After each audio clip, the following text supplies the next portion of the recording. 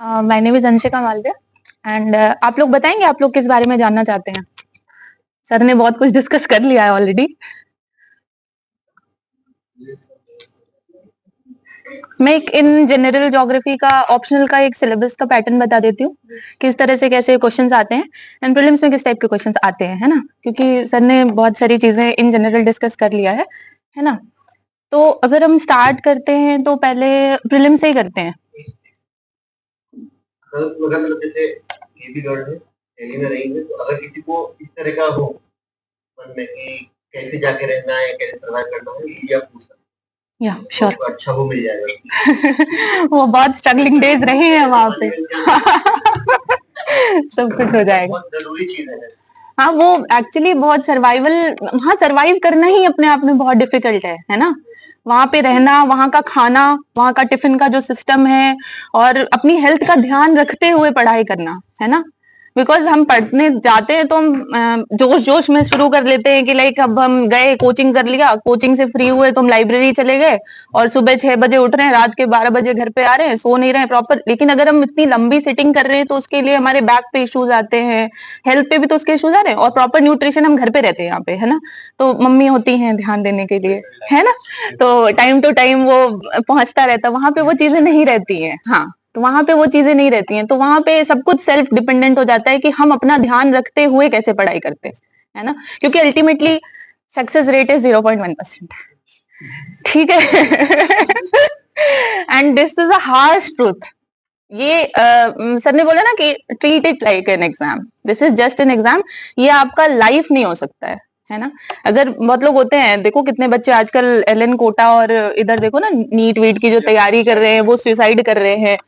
UPSC वाले भी बहुत सारे ऐसे न्यूज आए हैं कि जो लोग सुसाइड कर लेते हैं। तो पहले तो मेंटली बहुत स्ट्रांग होना है, बिकॉज आप कल को अगर आप सिलेक्ट भी होते हैं तो you are going to handle a district. आप वहां के होल सोल, अगर उस डिस्ट्रिक्ट में पर्टिकुलर कुछ भी हो रहा है तो यू आर सोलली रिस्पॉन्सिबल, है ना। तो पहले तो मेंटली बहुत स्ट्रांग होना है। एंड यूपीएससी का ये जो कोर्स ऑफ प्रिपरेशन है ना, वो आपको मेंटली स्ट्रांग बनाने में ही लगा रहता है। वो आपका एग्जाम में तो जो टेस्ट करते ही हैं, वो आपका इन प्रोसेस भी बहुत कुछ टेस्ट कर रहे हैं, राइट।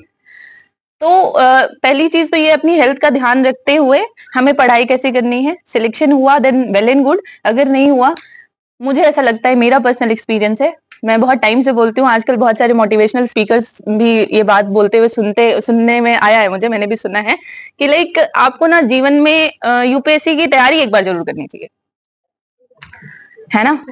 आप एक अटेम्प्ट, दो अटेम्प्ट सीरियसली दो।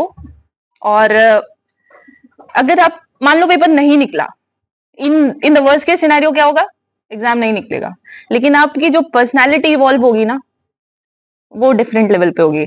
वो आम जनता आपको फिर कहीं से मीट नहीं कर सकती, क्यों सर, है ना। तो ये चीज तो एक ये हो गया। और मैं कैसे बोलूं कि प्रिपरेशन स्टार्ट करो पॉजिटिविटी के साथ, बट उसके क्या ड्रॉबैक्स हैं, मतलब होता है ना, prepare for the worst also, कि कल को ये जो आता है सिचुएशन आ जाता है, लोग सुसाइड कर रहे हैं, ऐसा कर रहे हैं, वैसा कर रहे हैं, इतना मेंटली वीक नहीं होना है, ठीक है। तो एक चीज ये हो गई, अपनी हेल्थ का ध्यान रखते हुए। अल्टीमेटली अगर पेपर नहीं निकला, अगर हम हेल्थ भी खराब करके बैठे हैं, तो फिर हमारे पास बचेगा क्या, कुछ और कर पाएंगे। तो बस अपनी हेल्थ का ध्यान रखते हुए, मेरा मतलब मेरा पर्सनल एक्सपीरियंस भी है कि अपनी हेल्थ का ध्यान रखते हुए आपको कैसे प्रिपेयर करना है, और एक पॉजिटिव माइंडसेट के साथ तैयारी करो। बट आपको उसके ड्रॉबैक्स भी पता होने चाहिए, है ना। उसके बाद हो जाता है, ठीक है, इसमें डरने वाली कोई बात नहीं है। प्रिपेयर करो, फ्री माइंड होके तैयारी करो, होना होगा तो हो जाएगा, नहीं तो जिंदगी खत्म नहीं होती है। एक ये मंत्रा है, इसको अपने दिमाग में बिठा लो कि अपनी 100% मेहनत कर रहे हैं हम। और जब हमने किसी भी एग्जाम को, वो एसएससी सीजीएल हो, यूपीएससी हो, आईआईएम के एग्जाम्स हो, आईआईटी के एग्जाम्स हो, कोई भी एग्जाम्स हो, अगर हमने अपना 100% दिया है, तो क्या एक गिल्ट फैक्टर रहेगा कि हमने थोड़ा और किया होता तो हो जाता, है ना। वो रिग्रेट नहीं रहना चाहिए लाइफ में। बिकॉज वो रिग्रेट जो होगा ना, वो एग्जाम नहीं निकला वो आपको नहीं परेशान करेगा। वो जो रिग्रेट होगा ना कि थोड़ा और कर लेते तो हो जाता, टाइम वेस्ट नहीं करते तो हो जाता, तो वो आपको जीने नहीं देगा। तो 1 साल दे रहे हो, 2 साल दे रहे हो, 3 साल दे रहे हो, जितना भी दे रहे हो, गिव योर 100%। आपको जिस दिन रियलाइज होता नहीं होता है, बैक ऑफ कर लो। लाइफ में बहुत सारी चीजें करने पे, ठीक है, बस। लोगों का व्हाई क्लियर नहीं है, why they want to become an IAS officer.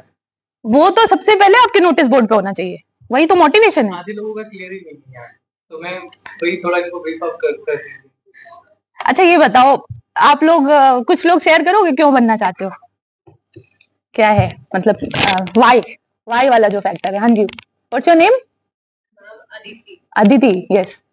Ma'am basically मैं इसलिए बनना चाहती हूँ कि आजकल लाइक बहुत सारे ऑफिसर करप्टेड हो गए, तो बेसिकली मेरे पापा का सपना है कि मैं एकदम ईमानदार ऑफिसर, तो करप्शन को अवॉइड करके जनता की हेल्प करके और लोगों को विश्वास दिलाने के लिए कि अगर हम कि आज भी जस्टिस एग्जिस्ट करता है ऑफिसर्स के पास, क्योंकि हम कभी भी किसी के भी पास जाते हैं वो ऊपर से ऑर्डर आ जाते हैं उसके पास, वो आपके पास भी आएंगे।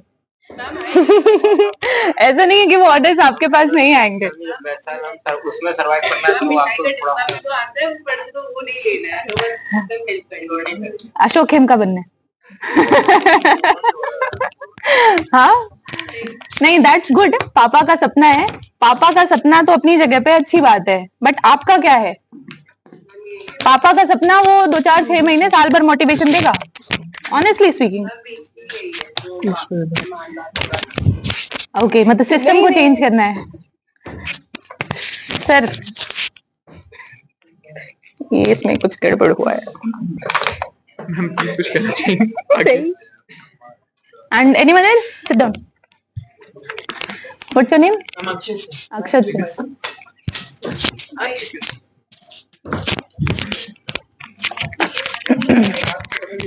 मैम अपनी लाइफ को सिक्योर करते हुए सोसाइटी को सर्व करना।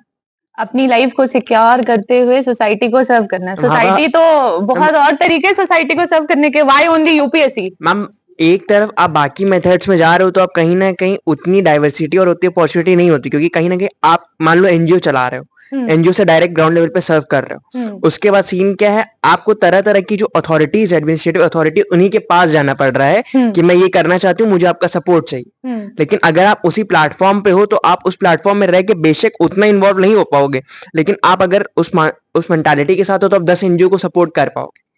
तो आप एक तरह से जहां पे आप 100 को कर पाओगे एक एनजीओ से, वहां आप 1000 को कर। मतलब सिस्टम के अंदर रह के चेंज करने की कोशिश करना है। हम चेंज कर ही नहीं सकता कोई सिस्टम। हाँ सर सिस्टम को कोई चेंज नहीं कर सकता।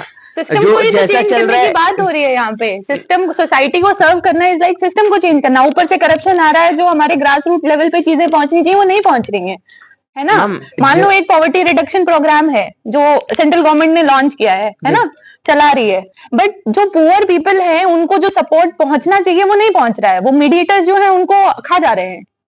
मान के चलो कि 100 रुपीज का फंड आया है ना, पहुंच रहा है ग्राउंड में 20 रुपए, 80 रुपए तो खा जा रहे हैं। उसको कैसे चेंज करोगे? मैम सबसे पहली बार चेंज की तो आप जब एडमिनिस्ट्रेशन में हैं तो आपकी एक लिमिटेशन है अपनी अथॉरिटी तक। अब ये नहीं कि आप डीएम हैं तो आप डिविजनल कमिश्नर खाने में बैठे हैं तो आप जाके उनसे कहोगे तुम्हें नहीं खाना है, तो 2 दिन में सस्पेंशन लेटर आएगा, काम खत्म, घर बैठो। तो अपनी अथॉरिटी जहां तक है आप उन सेक्टर्स में अपनी बात कर सकते हो। अब लाइक मैं अपने सबऑर्डिनेट्स को डीएम की अथॉरिटी तो पूरे डिस्ट्रिक्ट में ही होती है, कैसे चेंज करोगे? मैम हमको लगता है ना डिस्ट्रिक्ट बड़ा है, लेकिन एडमिनिस्ट्रेशन में तो डिस्ट्रिक्ट छोटा सा पार्ट है। अगर ऑर्डर ऊपर से मिनिस्टर से आ रहा है तो वो एक डेलीगेशन ऑफ अथॉरिटी से आ रहा है, तो अगर वही लोग करप्टेड है, मिनिस्टर ने ठान रखा है कि मुझे कमाना है, उसके सेक्रेटरी ने ठान रखा है मुझे कमाना है, तो वही तो मैं पूछ रही हूँ कि फिर चेंज कैसे करोगे? हम चेंज ऐसे करेंगे कि सिस्टम में रहते जब हुए। ऊपर से ही ऑर्डर्स आ रहे हैं तुम्हारे पास तो बदलोगे कैसे, है ना? नहीं, तरीका होता है मैम। लाइक अथॉरिटी ठीक है, आप अपनी लिमिटेशंस हैं। मान लीजिए मैं 10 काम है जहां मेरी, जहां मैम 50 काम है टोटल में, मान लीजिए 40 काम है जहां मैं अपने आप में लिमिटेड हूं, मैं नहीं कर सकता, मुझे वही करना है जो फॉलो करना पड़ रहा है, फिर चाहे वो जैसा हो, आप उसमें ऑप्ट नहीं कर सकते। अगर मान लीजिए सब लोग क्या है, सब लीगली कर रहे हैं, लेकिन उसमें एक इलीगल पर्सपेक्टिव सबका छुपा हुआ है। अगर अब ये नहीं कि सिस्टम में, अब अगर मान लीजिए कोई कानून मंत्री तो बड़ी बड़ी बात होगी डिस्ट्रिक्ट का पुलिस सिस्टम है, अभी कई केसेस हो चुके हैं कि स्टेशंस में कलेक्शन हो रहा है, वहाँ के लोकल बिजनेसमैन से, फिर उसको कलेक्ट कर करके ऊपर चेन बनाई गई है जो ऊपर तक जा रहा है पैसा। अब ये नहीं है कि मैं एसपी बन गया तो मैं जाके पूरा चेन तोड़ दूं, क्यों?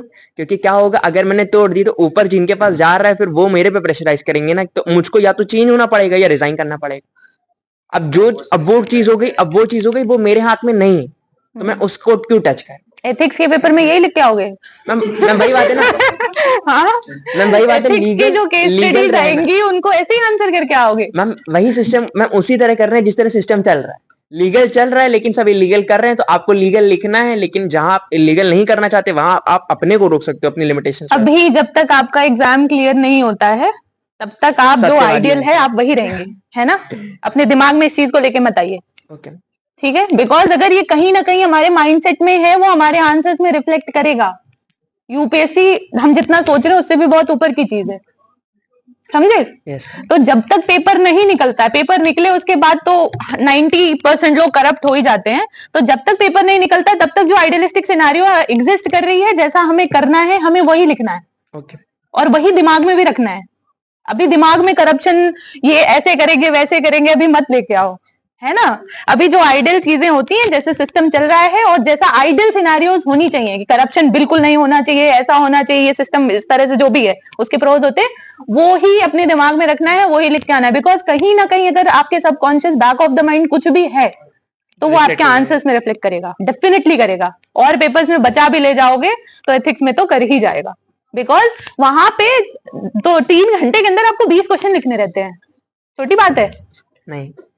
तो बस आपको एक क्वेश्चन लिखने के लिए आपको 3 से 4 मिनट मिल रहे हैं। वहां सोचने का टाइम बहुत नहीं होता है कि आप बैठ के यूजी के पीजी के पेपर्स लिख रहे हो, आंसर फ्रेम कर रहे हो, उसके बाद लिख रहे हो। इतना सोचने का मौका नहीं होता। सर ने बताया ना कि 100 पॉइंट्स आपने लिखे हैं, आपको 10 वहां से याद आ रहे हैं, आप लिखोगे, हो सकता है आपको 10 भी ना याद आए वहां पे। It all depends on practice. yes. ठीक है, तो वो आपके सबकॉन्शियस में नहीं रहना चाहिए, बिकॉज अगर है तो वो रिफ्लेक्ट करेगा। तो एक बेसिकली एक चीज ये होती है कि पहली बात तो मम्मी पापा, ठीक है, मम्मी पापा के लिए हर कोई करता है, बिकॉज आपका एक गोल होना चाहिए कि जिस वजह से आप why you are pursuing this exam and why you want to become an IAS officer, है ना? तो आपके नोटिस बोर्ड पे, टेबल पे, आप जहां भी पढ़ते हैं वो होना चाहिए, वो आपका सबसे प्राइमरी मोटिवेशन फैक्टर है। डन?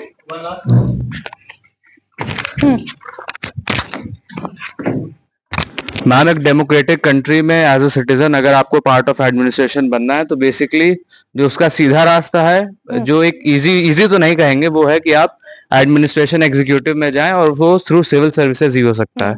सेकेंडली, या तो आप पॉलिटिक्स में जाएं। तो अगर वेरी फ्रैंकली बोला जाए, सिविल सर्विसेज एक तरीके से आगे चल के, हालांकि ये जरूरी नहीं है सबके लिए वो वर्क करे, जरूरी नहीं है, आपके लिए पॉलिटिक्स का भी रास्ता खोलता है।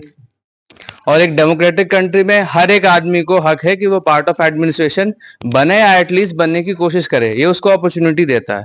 अब आगे उस जो अपॉर्चुनिटी उसको मिली है उसका वो सही यूज करे या गलत यूज करे।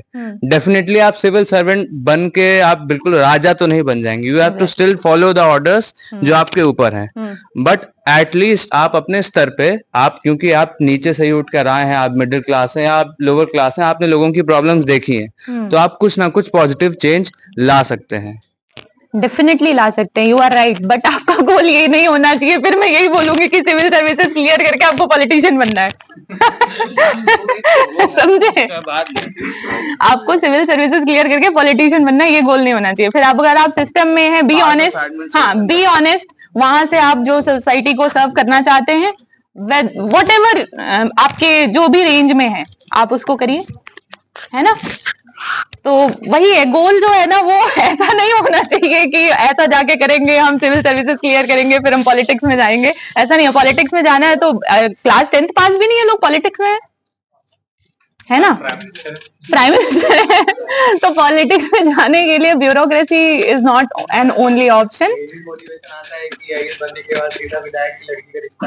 हाँ, ये भी है। वो उसके बाद पॉलिटिकल इन्फ्लुएंस रहेगा, जहां चाहेंगे वहां ट्रांसफर लेंगे, अपने माज की जिंदगी काटेंगे, ये भी तो रहता है। ठीक है, हाँ जी,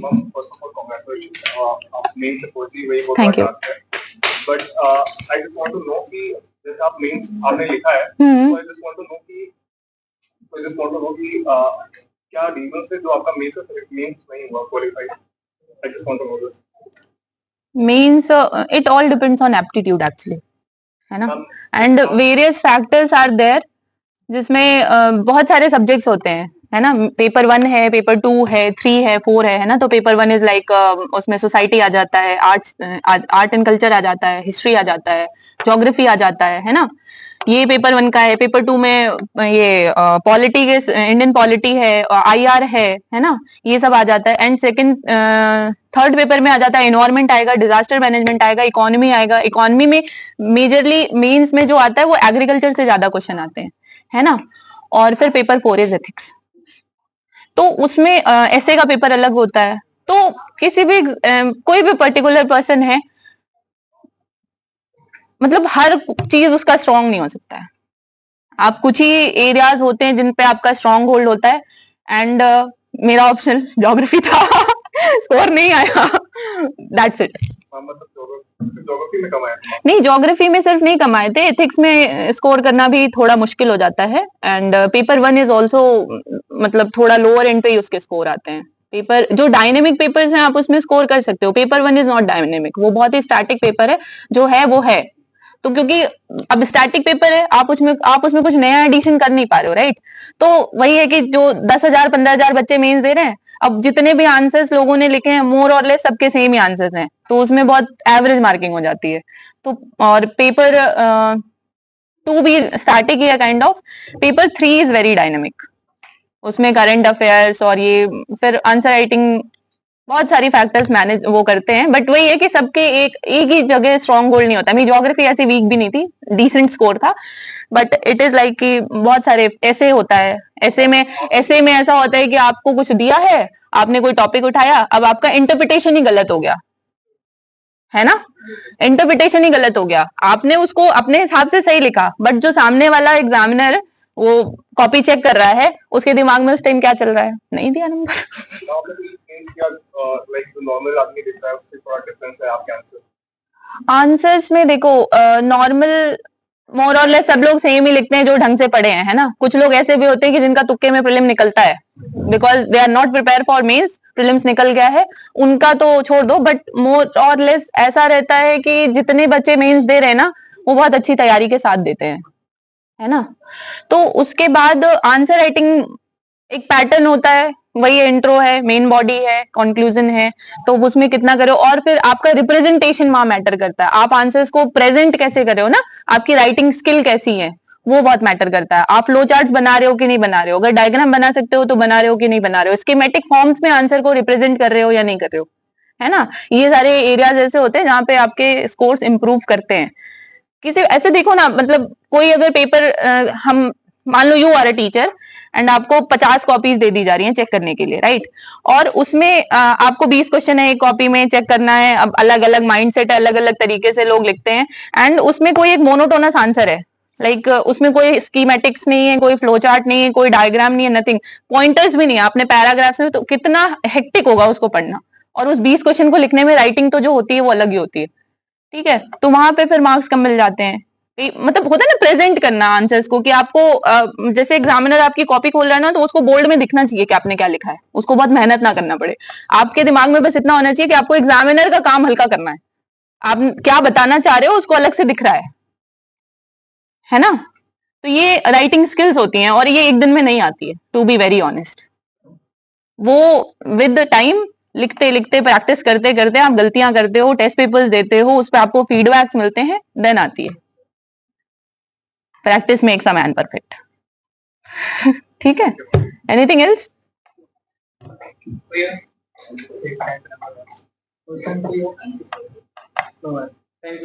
thank you so much. Thank you ma'am.